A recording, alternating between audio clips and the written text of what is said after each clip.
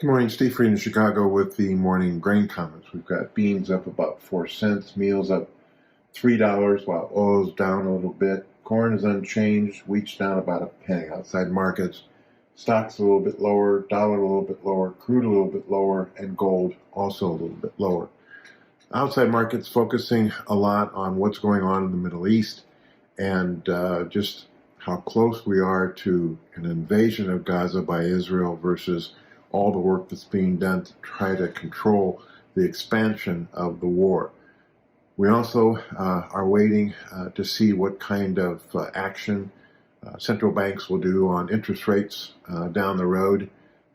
Again, the policy is higher longer versus maybe raising rates or even lowering rates.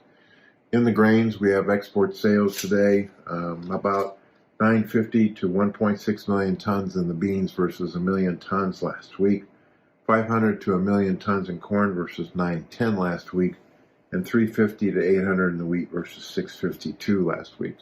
There continues to be lower Russian prices, maybe as much as $20 a ton below world prices, that offers some resistance to the wheat market.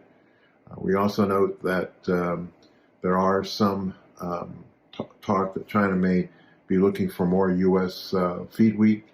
From a weather standpoint, you still have dryness in Western Australia.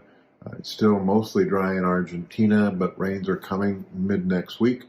And Brazil is also dry and warm. A lack of rain in the Amazon keeps central and northern Brazil dry. We are seeing meal market testing the 420 area in December meal on concerns about the lower Argentina crush and the possibility that there may be some logistics problems due to low water levels in northern Brazil ports, and that they may not be able to ship as much, especially corn, out as previously thought.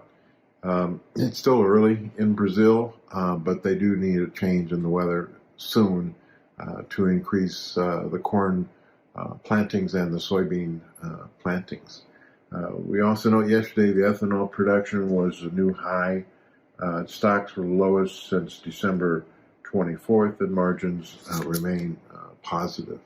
So export sales data, watching the weather in South America, watching all of the political events in the Middle East, and just what the U.S. Consumer is thinking, and with the retail sales higher than expected, and just the talk of lower consumer confidence and lower consumer disposable income.